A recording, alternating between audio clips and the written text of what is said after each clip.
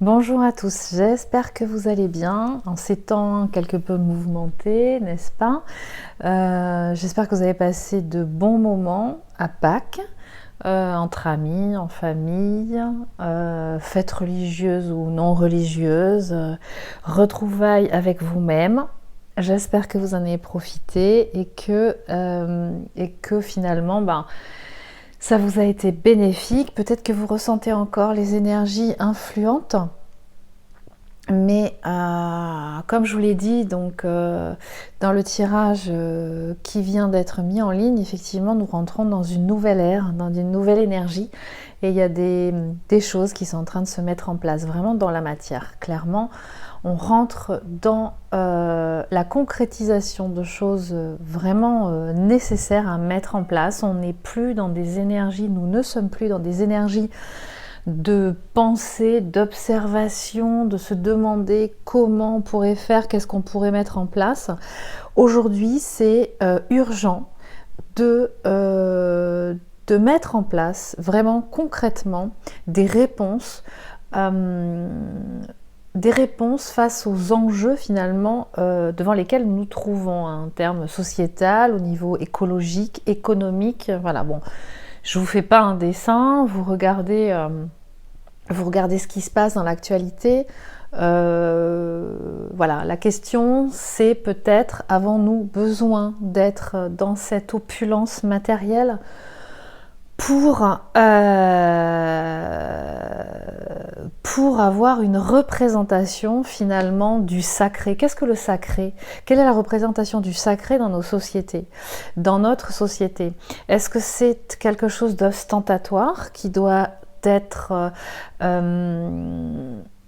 montré au monde, pas forcément accessible à tout le monde, qu'à une certaine partie des gens, ou est-ce que finalement le sacré n'est pas quelque chose qui est déjà à l'intérieur de nous et devons-nous peut-être, ou sommes-nous invités à commencer par accueillir le sacré qui est en nous, que nous avons en nous, c'est-à-dire par accueillir une part de nous-mêmes. Le sacré, c'est l'espace du cœur finalement, c'est accueillir qui nous sommes, accueillir cet espace qui est en capacité de nous apporter les informations qui nous correspondent et qui pourront nous mettre sur le chemin finalement qui nous correspond, incarner pleinement le chemin de vie, hein, qui nous correspond. Alors chemin de vie, attention, parce que souvent c'est une connotation un petit peu, on va dire, très grandiose, qui peut être mal interprétée. Il y a vraiment des chemins de vie qui sont très variés et tous ont une importance, chacun ayant son rôle, et le but étant de trouver vraiment la partie qui vous correspond, d'accord? Pas celle qui est forcément celle du voisin parce qu'elle paraît plus belle, parce qu'elle paraît plus abondante. Ça, ce sont juste que des projections. Donc on va rentrer dans une ère quelque part aujourd'hui qui va nous parler d'authenticité, vraiment d'authenticité, et que chacun finalement se mette à son poste et fasse ce pourquoi il est incarné là aujourd'hui, clairement, d'accord? Et donc vous, sur le parcours de flamme jumelle, eh bien vous allez vous retrouver avec une sensation d'urgence que vous pouvez ressentir. Alors suivant effectivement le travail que vous êtes en train de faire en accompagnement, ou si effectivement vous êtes en recherche de ça, ou si vous avez effectué un certain nombre de choses déjà de votre côté, et puis maintenant vous vous retrouvez dans une nécessité effectivement de vous faire accompagner, c'est à vous de ressentir ça, mais là clairement on vous demande de rentrer dans quelque chose de concret, et surtout de ne plus attendre à l'extérieur, de vous faire guider, de finalement qu'on vous dise par des livres, par des tirages médiumniques finalement, ce qui vous correspond de faire. Il vous appartient maintenant de développer toute cette partie intérieure de connexion pour vous vraiment atteindre cette guidance intérieure. Alors, je voulais faire un point sur par rapport à des questions qui se passent, enfin qu'on me pose en règle générale avant une première consultation de gens qui veulent savoir comment ça se passe dans les séances d'hypnose, donc hypnose évolutive, ericksonienne et hypnose progressive qui s'appelle le FLP, que je pratique et qui souhaitaient un petit peu comprendre, voilà, savoir un petit peu comment ça se passait. Il y avait aussi des questions qui reviennent souvent suite à la première séance, de savoir si certains ressentis sont corrects ou pas. Alors, qu'est-ce qui se passe en séance? On va démystifier l'état modifié de conscience. L'état d'hypnose, c'est un état modifié de conscience. C'est ce qu'on appelle aussi la transe. La transe, l'état modifié de conscience, c'est un état complètement naturel auquel on peut accéder de différentes façons. Certains vont y accéder par la danse, par une activité rythmique musicale, qui va être régulière, répétitive, dont on va pas forcément être concentré sur la synchronicité des pas, ça va être quelque chose d'assez instinctif, d'accord, et qui va permettre de rentrer dans cette fameuse zone alpha qui est située en dessous de l'état d'éveil, dans l'activité vibratoire cérébrale, et au-dessus de l'état dans lequel l'inconscient est à 100% présent, sans le conscient, que sont en fait les différentes zones de sommeil. Okay, donc la zone alpha, c'est cette zone qu'on appelle donc aussi l'état modifié de conscience, dans laquelle uniquement dans cette zone-là, l'activité cérébrale du cerveau se synchronise sur les deux hémisphères, c'est-à-dire que la partie de l'hémisphère gauche qui contient toute la part consciente se met en contact avec l'hémisphère droit qui contient entre autres choses la part inconsciente. Et de ce fait, ça vous permet de rentrer dans un état en contact avec une autre part de vous, autre que le conscient. Le conscient, vous le connaissez, vous êtes très très en contact, on va dire, vous faites toute votre vie avec votre part consciente, et notamment une partie que l'on appelle de l'esprit, qui est située effectivement dans cet hémisphère gauche, qui est le mental. Le mental qui est une partie de l'esprit qui n'est absolument pas à supprimer, mais qui dans nos sociétés, surtout occidentalisées, est omniprésente. C'est-à-dire que le mental est cette partie de l'esprit qui correspond en fait à la pensée analytique, d'accord ? Ce qui nous permet de mettre en place des stratégies pour atteindre des objectifs, de savoir un petit peu comment vont se passer un certain nombre de choses qui font que quelque part on va pouvoir savoir comment on va réaliser par quelle méthode, par quelle technique de communication par exemple, ou par quelle relation on va passer pour pouvoir atteindre un objectif spécifique. Donc c'est nécessaire, c'est une partie du fonctionnement des outils, on va dire, de l'esprit. Simplement, ce qui se passe, c'est que nous sommes dans une culture, dans une société qui est complètement envahie et maîtrisée, qui se laisse maîtriser par son mental. Et le problème vient à ce moment-là, quand on se laisse complètement maîtriser par son mental.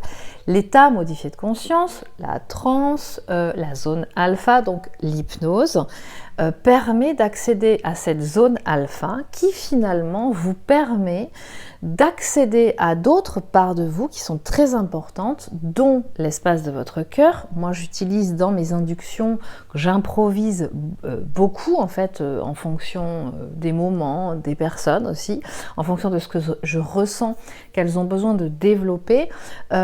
J'utilise la technique de l'imagerie du cœur. Donc, pour être bien sûr d'ouvrir l'espace du cœur, c'est très important à mon sens. C'est ce qui permet ensuite, durant la technique, enfin la séance d'hypnose, de pouvoir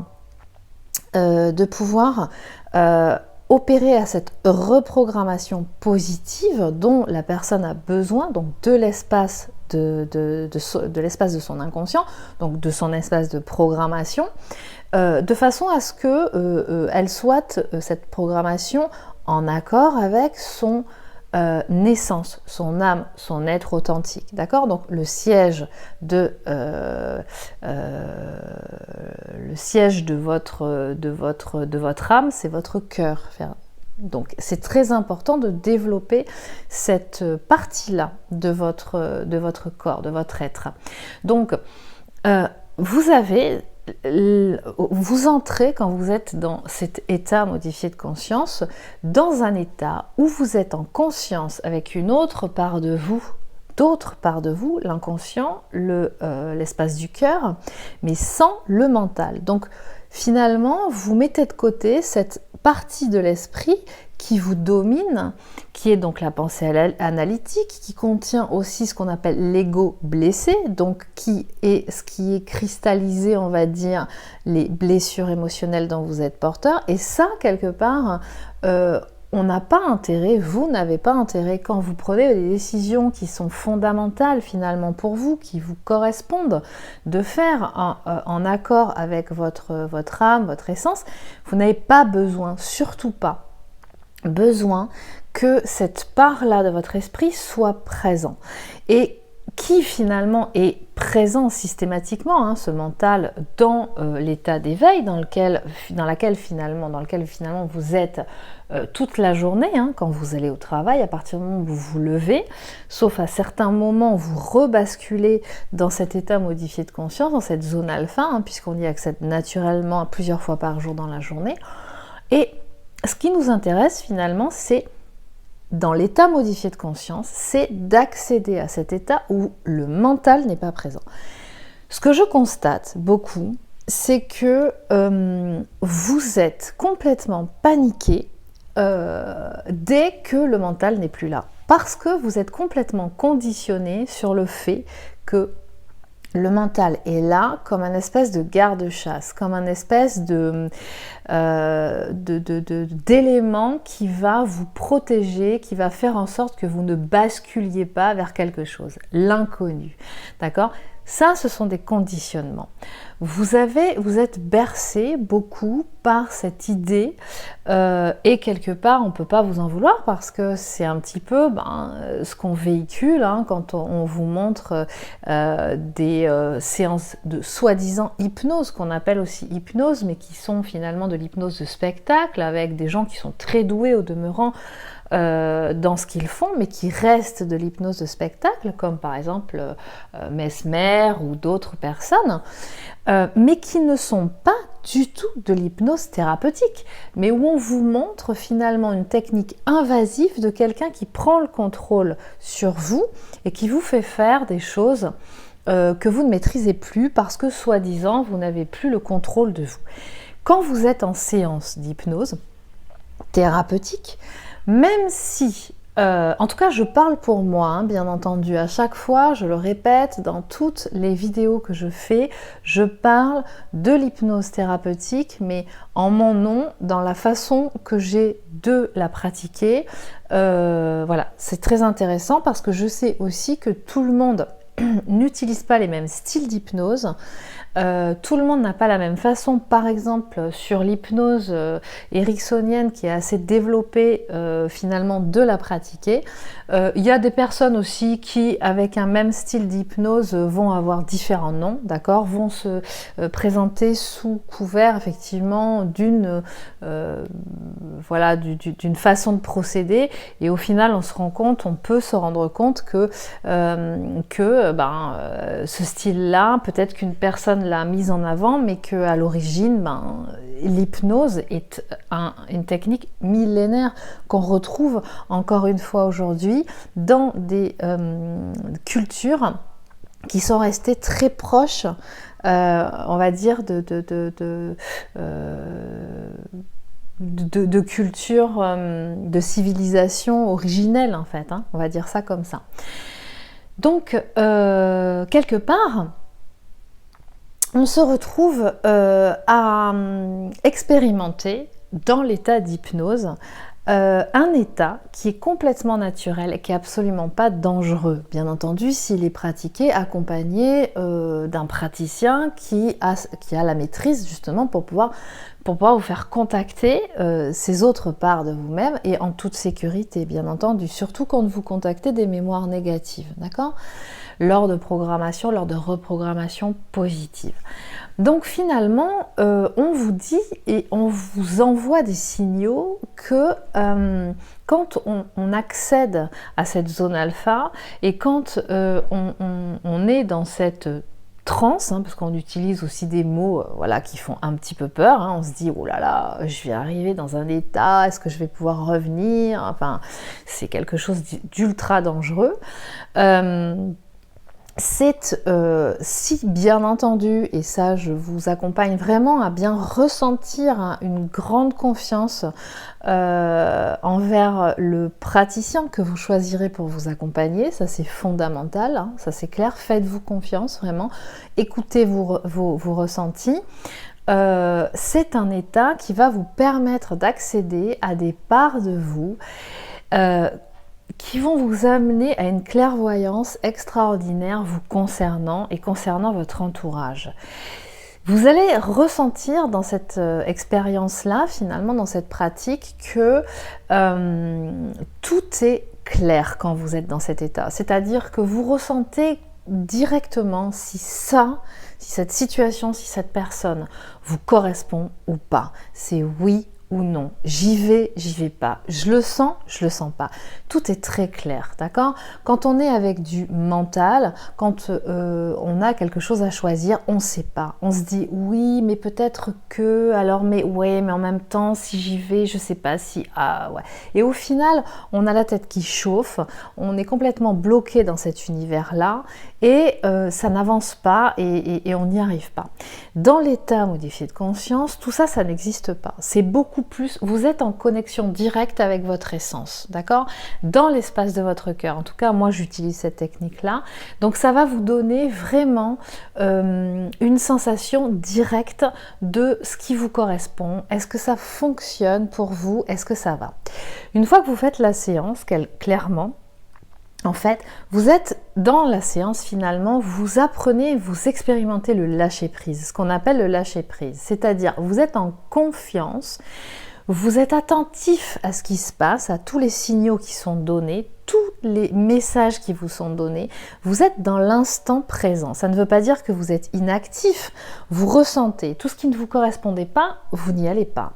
Tout ce qui vous correspond, vous y allez. Mais vous n'êtes pas dans une projection, vous êtes vraiment dans un ressenti avec tous vos sens.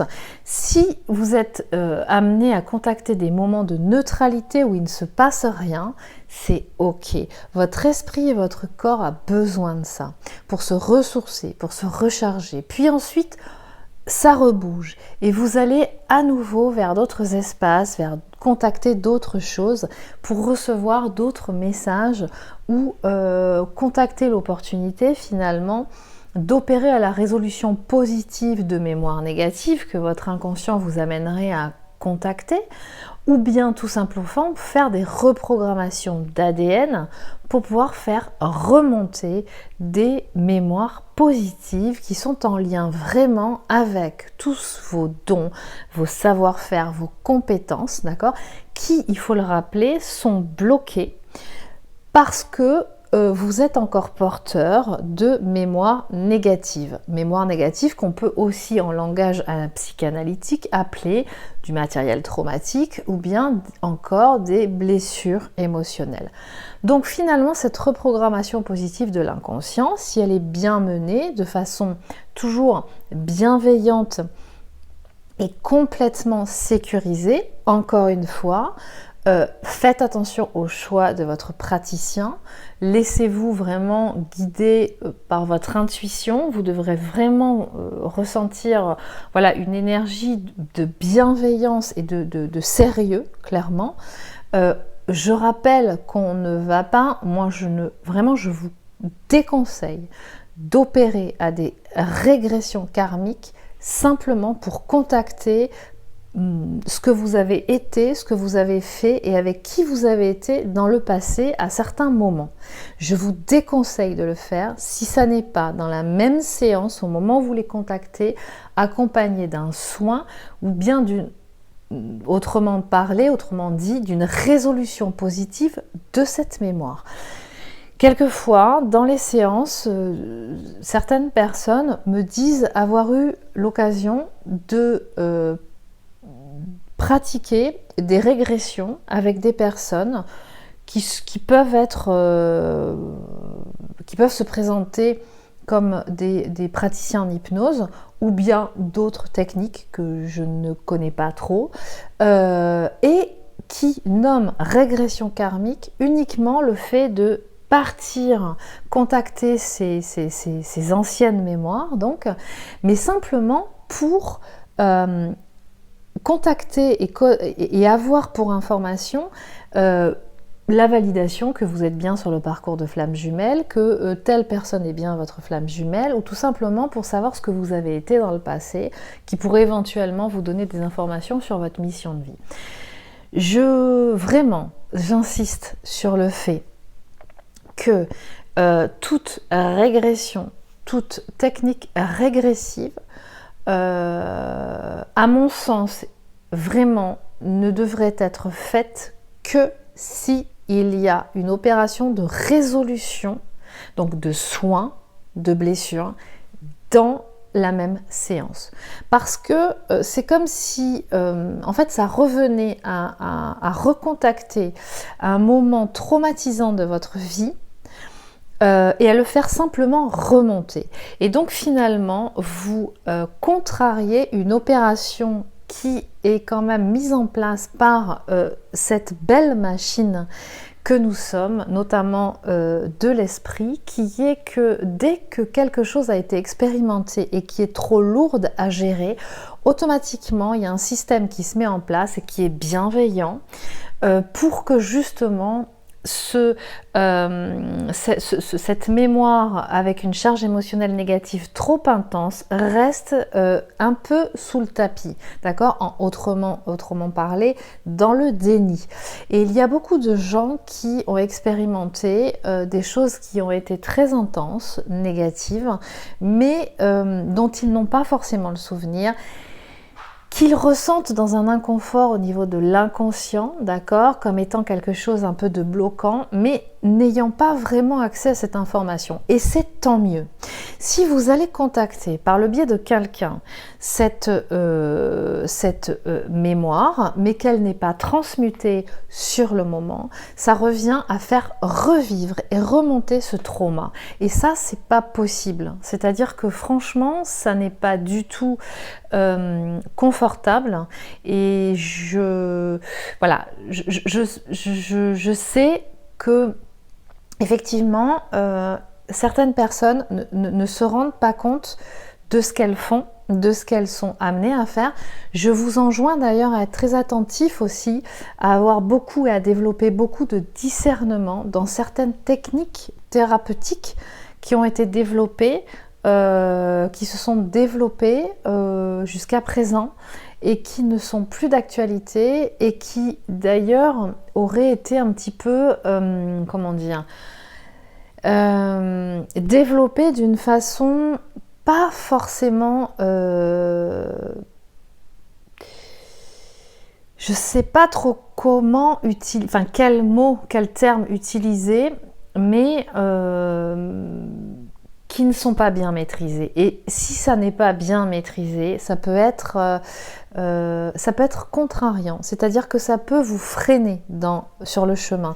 Ça peut vous freiner, ça peut vous faire perdre du temps et ça peut aussi finalement être contre-productif, c'est-à-dire finalement vous amener à vous faire ressentir à un moment donné un ras-le-bol parce que vous avez l'impression d'avoir dépensé une énergie folle dans certains soins et que ça n'avance pas. D'accord ?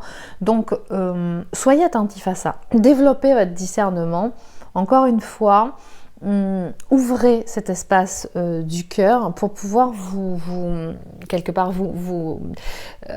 être connecté à une certaine guidance. Hein. Et quelque part, c'est ce qui se passe dans les séances d'hypnose. Vous êtes dans cet état où vous êtes vraiment aligné à vous-même et vous êtes dans cet état bien ancré et en même temps connecté à d'autres plans avec le cœur bien ouvert. Ce qui fait qu'en fait, vous savez directement ce qui vous correspond, ce qui ne vous correspond pas. Donc, cette entreprise d'hypnose thérapeutique a pour premier but de vous faire lâcher prise du mental, de vous faire expérimenter que vous êtes et vous avez toutes les capacités qu'il faut, tout ce qu'il faut à l'intérieur de vous, notamment avec l'espace de votre cœur et votre inconscient, que tout est déjà bienveillant à l'intérieur de vous. En fait, on peut pas faire n'importe quoi. d'accord? Quand le praticien est vraiment bien intentionné et qu'il est garant de votre sécurité, vous vous sentez vraiment autorisé. Il est toujours à vos côtés. Il n'est jamais devant. Il ne vous dit pas quoi faire. Il est à vos côtés.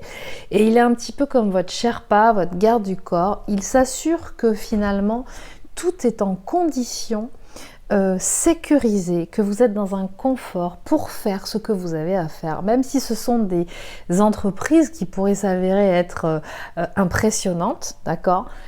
Le rôle d'un praticien, finalement, c'est de vous donner toute la confiance et de vous assurer, finalement, de façon à ce que vous réalisiez l'opération que votre inconscient vous propose de faire parce que c'est le moment, parce que c'est le bon timing et parce que vous êtes capable de le faire. À chaque fois que votre inconscient vous propose quelque chose, c'est parce que les conditions et vous êtes prêts. Donc, en ça, vous expérimentez vraiment cette foi et cette confiance que le vivant, finalement, si vous intégrez les lois de l'univers, tout est ok. Si vous apprenez à les écouter, tout est ok. Même si en apparence ça peut paraître dramatique, tout est ok. Vraiment, ça fonctionne. Si vous ouvrez votre cœur, vous arrivez à connecter en fait ces informations, ces signes, et en fait vraiment vous avez et vous expérimentez que tout est là, d'accord? Donc c'est vraiment ça qui se passe. Donc dans cet état, vous n'êtes plus maîtrisé par vos croyances limitantes. Vous n'êtes plus... tout est clair, d'accord?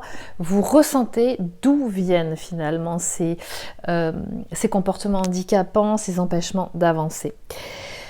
On peut aussi, alors je tenais à dire que, parce que quelquefois il y a des gens qui m'ont dit que, avec cette peur c'est très rare, hein, mais certaines personnes ont cette inquiétude, et si ça coupe, si la séance coupe, comment on fait? Alors, il faut savoir que quand on est dans cet état-là, on peut interrompre complètement la séance. Ça m'est arrivé moi personnellement, ça arrive à d'autres personnes, de devoir aller aux toilettes parce qu'elles ont oublié. En général, je fais en sorte que les gens y pensent, hein, mais ça peut arriver. Vous pouvez complètement vous lever, aller faire quelque chose de très précis, hein, ça ne va pas durer un quart d'heure, bien entendu, et revenir dans la séance, vous asseoir, être à nouveau dans cette zone de confort physique dans laquelle vous étiez, et continuer le process. Il n'y a aucun problème avec ça.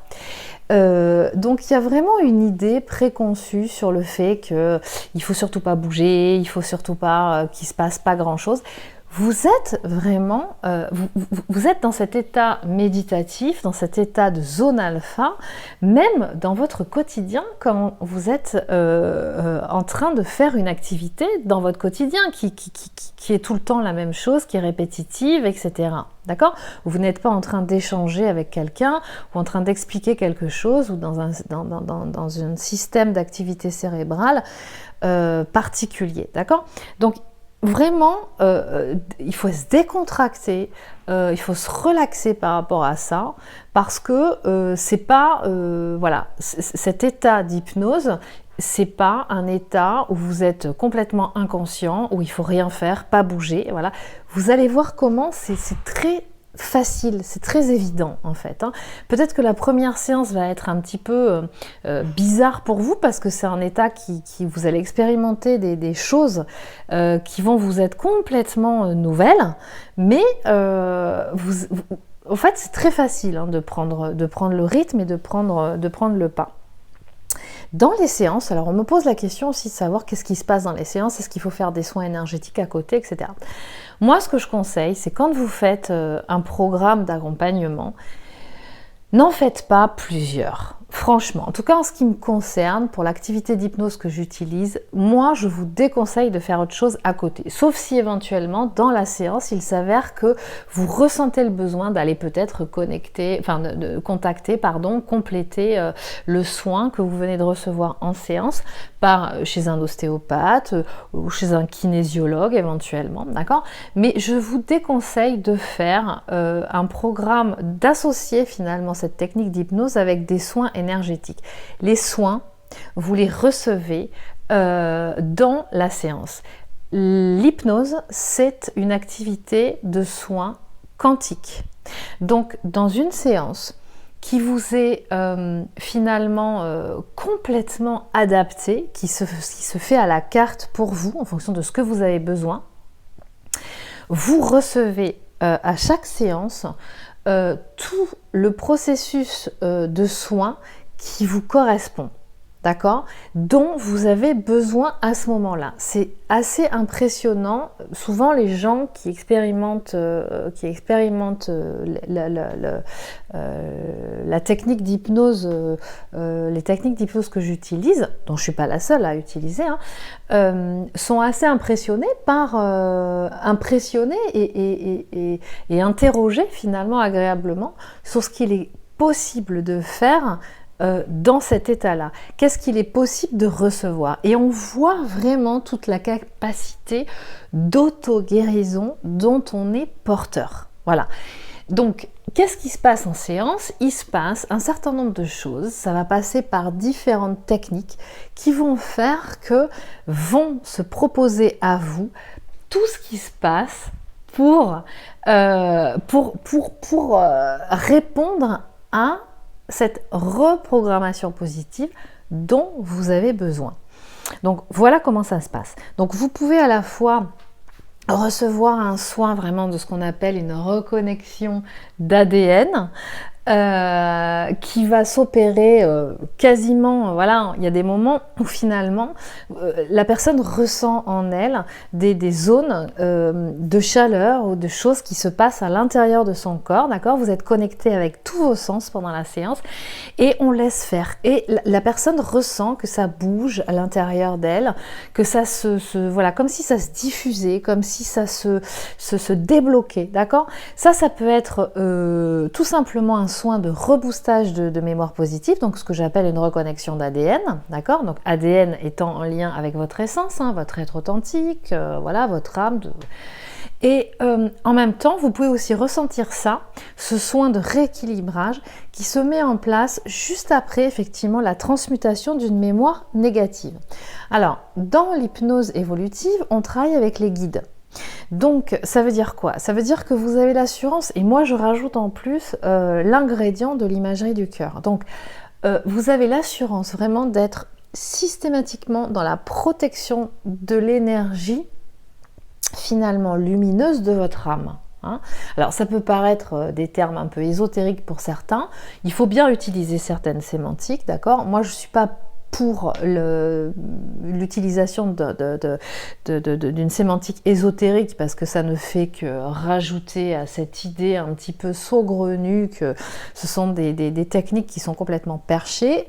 Non, ce sont des techniques qui sont utilisées et prouvées scientifiquement, quantiques, et qui fonctionnent et finalement dont on s'aperçoit que malgré le fait que ça ne soit pas tangible, clairement qu'on n'utilise pas des outils de 3D, d'accord, eh bien qu'il est possible d'opérer un certain nombre de choses par ce biais-là. On utilise vraiment en plein potentiel l'activité spirituelle, donc c'est-à-dire notre esprit, à des fins de soins, d'accord, à des fins thérapeutiques. Et on voit vraiment tous les aspects qui se concrétisent après derrière dans la matière. Donc, grosso modo, qu'est-ce qui se passe en séance? Alors, pour les personnes qui sont sur le parcours concrétisation de couple sacré, de flammes jumelles, ce qui se passe souvent, c'est que vous êtes, donc, on va dire la reprogrammation positive que je propose pour les gens qui sont sur ce parcours-là, va proposer au cours de différentes séances. En moyenne, il faut compter, ça dépend vraiment des gens, c'est à la carte, mais on va dire 5 séances, ça peut être un tout petit peu moins, un petit peu plus en fonction de ce que vous aurez déjà fait. Et finalement, vous proposez, votre inconscient vous présente ce qu'il y a à travailler naturellement. C'est pour ça que je n'ai pas à vérifier de quelle polarité vous êtes.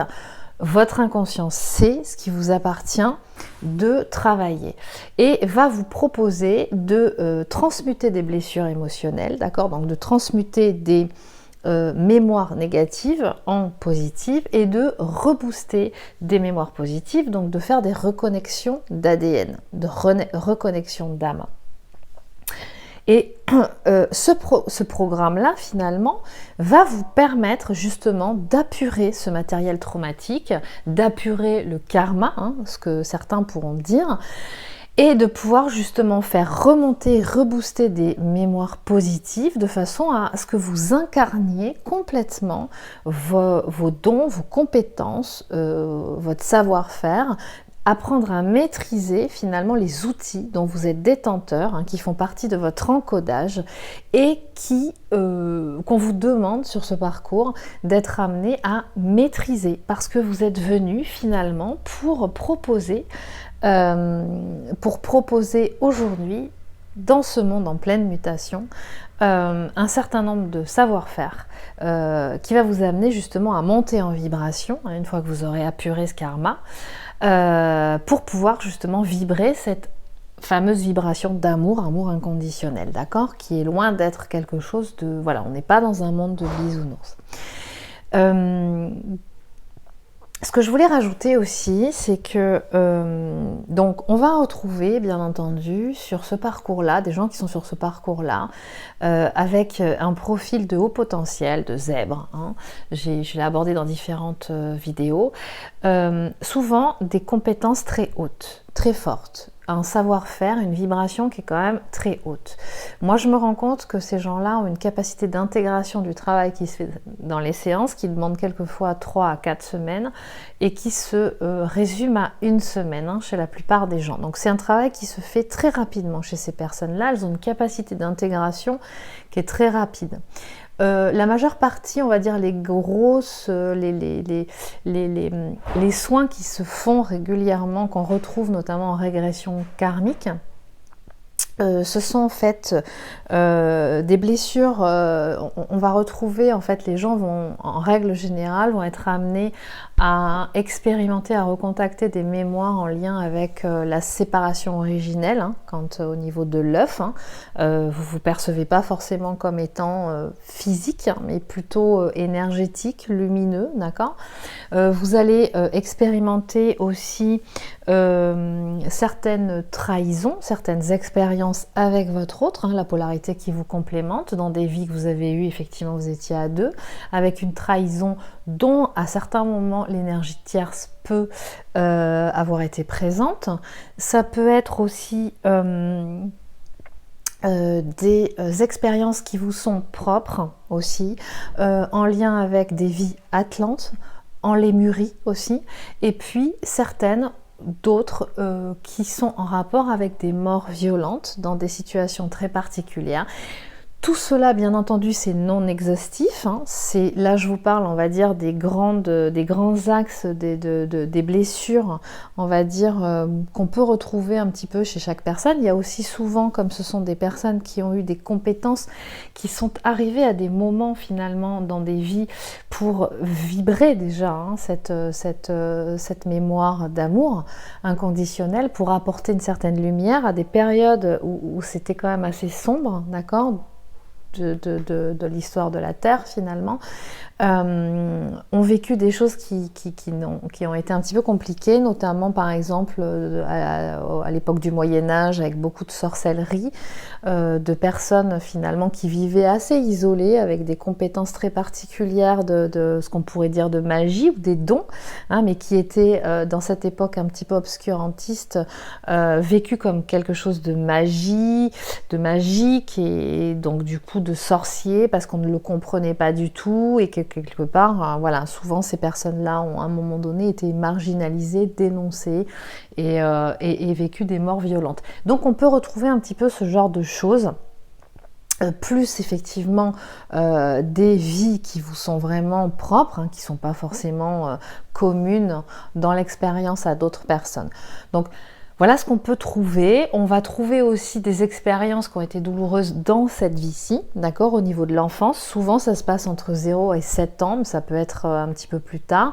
Il y a aussi, malheureusement, des expériences d'abus dans l'enfance, où dans une époque adolescente, d'accord? Donc des choses qui sont même souvent dans le déni, d'accord? Donc tout ça va contribuer finalement à être rééquilibré.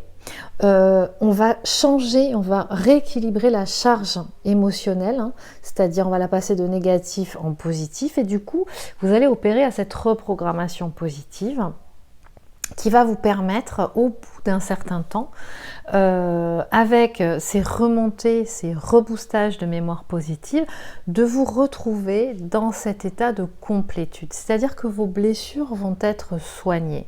Okay, et du coup, vous n'allez plus vibrer, vous n'allez plus vous retrouver en vivant, en revivant des situations qui sont similaires à celles que vous avez pu vivre par le passé, que ce soit dans votre vie en général et dans l'expérience que vous avez avec la polarité qui vous complémente.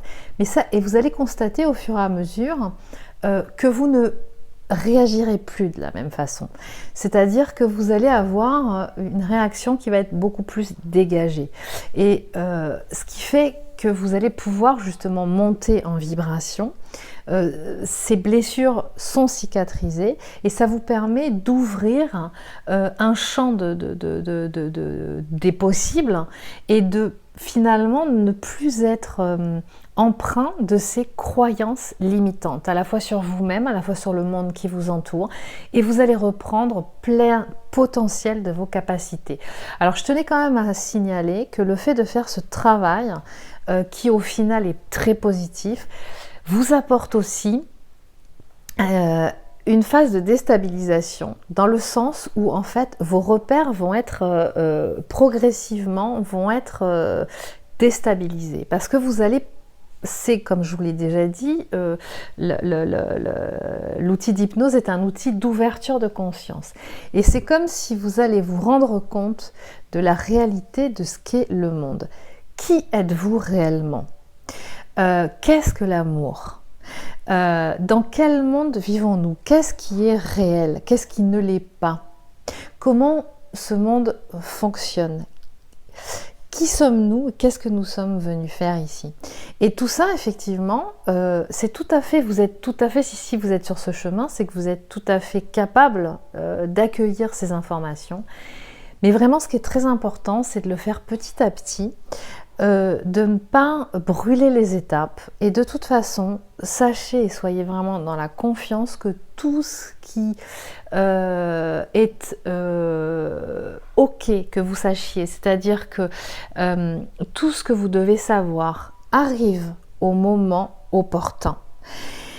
Et je vous invite vraiment, parce que c'est ce que je ressens beaucoup quand je vous entends, que ce soit en séance ou que ce soit aussi dans certains échanges finalement, vous, pour certains, avez besoin de tout savoir, vous pensez, vous croyez que vous avez besoin de tout comprendre pour que les choses se fassent. Eh bien non.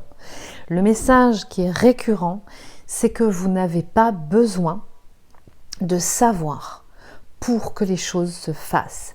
Ce qu'on vous demande et ce qu'on vous pousse finalement à faire, c'est d'être dans la confiance, c'est d'utiliser votre cœur, c'est d'utiliser votre ressenti qui va vous donner l'information que vous êtes bien là où vous devez être. Et ensuite, vous laissez faire les choses. Vous n'avez pas besoin de comprendre comment ça marche pour que les choses se fassent. Juste être dans le ressenti, de voir et de valider que vous êtes bien en face de quelqu'un ou dans une situation où vous êtes dans la bienveillance et où l'univers finalement, en fait ce qu'on vous demande, c'est d'arriver à intégrer les lois universelles. On vous demande vraiment de connecter à ces autres plans, de ne plus être uniquement dans le cerveau gauche, dans la pensée analytique. Vous avez besoin, vous croyez avoir besoin de tout maîtriser par le mental. Pour certains, pas pour tous, hein, je vous sens un peu trop en panique. Je sais qu'il y a des moments qui sont un petit peu délicats, mais vraiment, ce sont des expériences qui vont vous amener justement à vous apprendre à vous caler sur l'énergie et l'espace de votre cœur, justement pour trouver cette stabilité. Cette stabilité, n'allez pas la chercher à l'extérieur, dans différents tirages, dans différentes vidéos qui vont vous donner une information, puis une autre qui va contredire la première, puis une troisième qui va se mettre encore au milieu. Mais en fait, vous allez chercher, si vous vibrez le doute, si vous vibrez la peur, vous n'allez attirer que doute et peur. Donc, vous êtes en train d'expérimenter qu'il est important de revenir dans l'espace de votre cœur pour vibrer cette stabilité et cette foi. Voilà.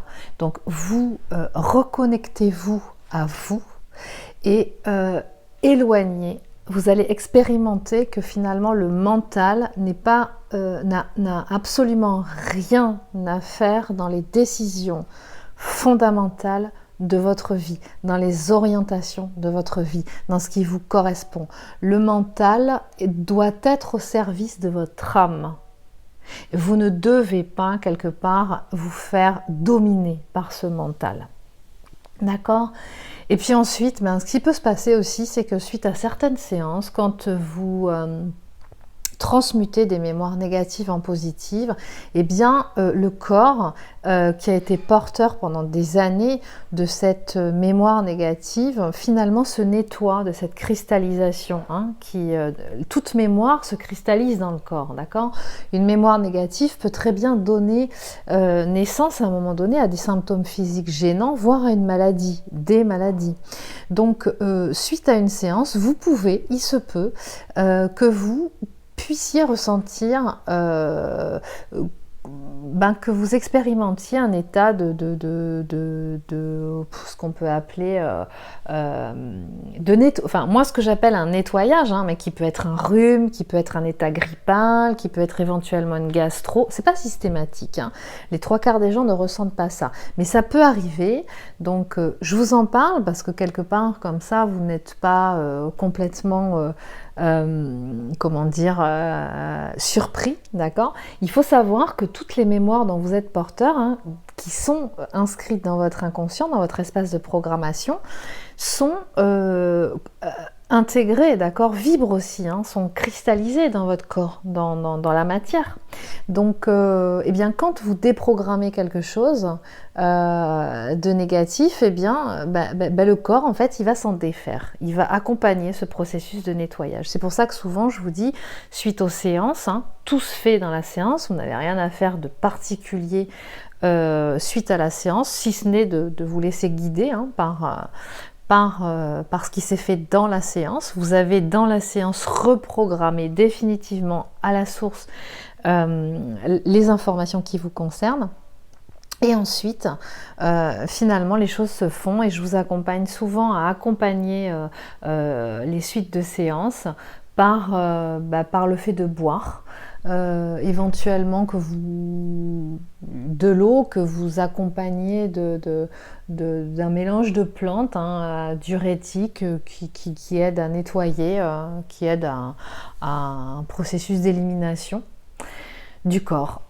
Donc voilà ce qui se passe, en séance, voilà comment ça peut fonctionner. Je ne peux pas vous donner trop de détails parce que c'est vraiment des choses qui sont surtout à expérimenter, qui peuvent être différentes d'une personne à l'autre.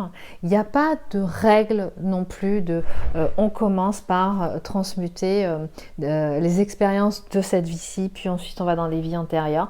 Moi je vois que dans les séances, en fait, c'est l'inconscient qui donne le là, qui vous donne par priorité, en fait, les dossiers, la pile de dossiers qu'il y a à traiter. Je tiens à ajouter aussi que je travaille, moi, personnellement, en faisant bien attention dans les séances qu'on est bien, quand vous contactez des mémoires, que vous êtes bien à l'origine de la mémoire. Parce que quelquefois, il peut s'avérer aussi que vous contactiez des mémoires qui sont répercutées en fait à d'autres vies, mais qui sont juste l'opportunité finalement dans cette vie de opérer à une résolution positive. Et Moi, je m'assure et je demande toujours à remonter à l'origine de l'origine, parce que il n'est pas nécessaire d'aller opérer à cette résolution lors de différentes vies, parce que sinon on y passerait trop de temps. Et quelquefois les médiums, quand vous disent, mais tiens, je sens que dans cette vie-là, tu vas faire quelque chose, tu as été ça, il s'est passé ça, etc. Quelquefois, c'est pas forcément juste, hein. C'est-à-dire que oui, effectivement, il s'est passé ça dans cette vie, mais on n'est pas à l'origine de la mémoire. Et ça, c'est très important de pouvoir revenir à l'origine, parce que du coup, on travaille, à mon sens, de façon plus efficace. Et c'est comme un effet domino. Une fois qu'on travaille à l'origine de ce qui a généré dans différentes vies après ces opportunités qui se sont présentées finalement d'opérer à cette résolution positive, qui finalement ne s'est jamais faite, d'accord, parce que pour X raisons, vous n'avez pas pu la faire, eh bien, en remontant à l'origine, vous avez l'assurance finalement de démanteler, de transmuter cette mémoire, et ensuite, eh bien, par ricochet, il y a cette répercussion énergétique sur toutes les autres vies. Et comme ça, vous évitez de passer 10 séances pour une problématique finalement, à vous retrouver dans différentes vies pour aller voir et pour aller rebidouiller quelque chose, d'accord? Donc, vous l'aurez compris, c'est une façon de travailler qui demande quand même beaucoup d'attention, beaucoup de concentration, je pense un sens immense de bienveillance, le cœur grand ouvert. Et encore une fois, voilà, je vous invite à être très attentif, à développer votre discernement dans le choix de votre praticien pour pouvoir justement réaliser cette opération qui est à la fois très puissante, quelquefois je dirais presque d'une facilité déconcertante, hein. Tout le monde est capable de le faire, il suffit juste d'être prêt, de le ressentir, d'accord? Je vous invite vraiment aussi à ressentir que c'est le moment pour vous.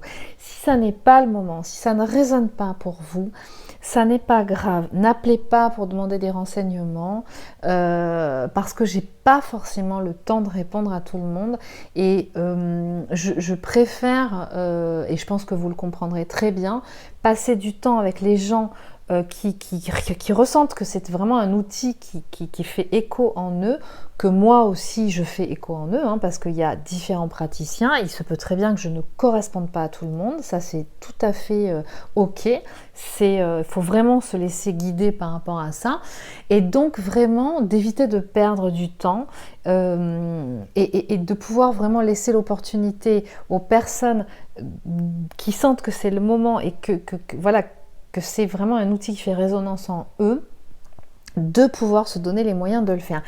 Je vous rappelle aussi que tout ce travail qui est fait par certaines personnes, même si d'autres ne le réalisent pas, bénéficie à beaucoup de gens. Il y a vraiment une résonance qui se fait, d'accord? Donc, et j'en profite pour remercier toutes les personnes qui font ce travail, vraiment sincèrement, parce que vous contribuez vraiment à un travail collectif, parce que vous êtes capable de le faire, hein, ça vous est présenté, et je pense qu'on peut vraiment vous remercier de ça.